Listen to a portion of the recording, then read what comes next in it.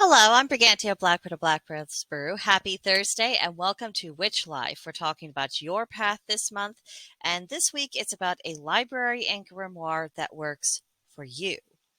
So, the status quo as far as that goes. Is it serviceable and fit for your purposes? And now perhaps you are the individual who just knew immediately what path they were drawn to, took a very disciplined approach to building your library and constructing your grimoire, and even after all these years, your initial system is still working beautifully. And if so, I salute you. And please, write a book or start a channel and make videos that explains how you did it, what the process was like, how you maintained your focus, because that would be invaluable information for the rest of the community and we could all benefit from that. However, if you are a bit more like me and you had a more whimsical approach to your studies, and you got books that just happened to look interesting and lots of tarot decks because they were really very pretty, and you have notebooks written in randomly, just scattered around like birdseed. You've got tons of information, but it's not exactly cohesive, is it? Not very practical for easy reference, and definitely not focused on where your spirituality might be centered. So let's start by cultivating our library. Now, to start with, I'm going to suggest a sorting process. We could arrange books on the shelf or put them in stacks and organize them by subject matter. Then we take the largest category and we think about the contents of each book. Which of these books have been helpful and which books were absolutely drivel? Because I think we all know that pagan books are not exactly created equal. So separate between the two and set aside the books that aren't up to snuff, because clearly that's not something you need. Next, of the remaining books, how many of those are relevant to your path? Things that you know are going to be sticking with you, or how many others make for excellent references that you'd be very sorry to lose, and how many of them just mean something special to you, because we all have books that we just feel sentimental about.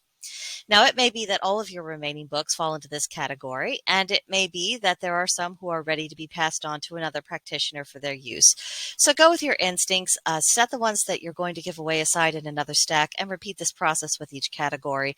And when it comes to the books that were in the drivel pile, you got to use your best judgment about how you intend to dispose of them. So, after you've cleared things out and you have organized your bookshelf, not only will it be easier to access and reference what you want, when you want, but you will also see gaps and areas that you would like to really expand upon. And then your future book buys can be centered around those needs and the wants of your personal practice, so it can be really useful and relevant for you. Now, let's talk about editing the grimoire. This is a real peach of a task, isn't it? Because it's not at all unusual to have all sorts of notebooks stashed away here and there, filled with notes about whatever we were studying or thinking about at the time of the writing.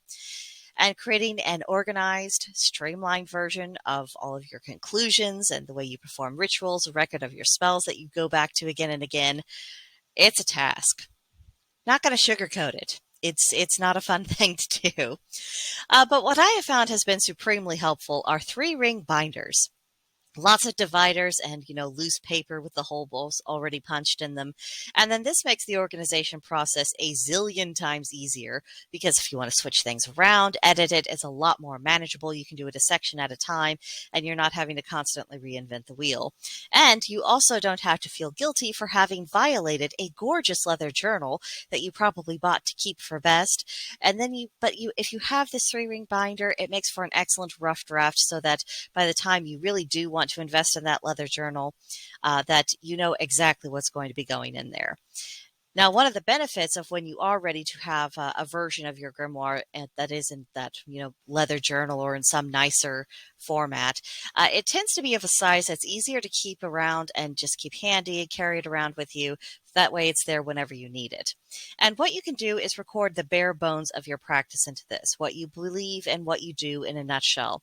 And this is also the version you can make ultra beautiful. You can draw in it, you can put drawings into it, and it can be something that is equal amounts of feast for the eyes and your senses, as well as being a good practical workhorse. So, are we in good shape or are we not? I imagine most of us are kind of looking around like, yeah, I could probably have things a little bit better situated for myself. And of course, the reward for doing this is that it just makes our practice a lot more easy. It makes it much more intuitive, and it's much easier to just insert it into our lives and incorporate it. Because I have found if something is just too much trouble or too inconvenient, there's a tendency for it not to get done. But if it can fit right in with your life and slide right into your practices and your habits, then you can really get into some good spiritual habits and you can make more progress because you will have greater consistency. So that's what I have to say on that topic. Let me know what you think in the comments, or you come see us on Discord at Blackbird's Brew. There's a link to join in the description box below. Tell us about your experiences with this, things that you've helped, little tips and tricks, because I just gave a very basic, very general outline here.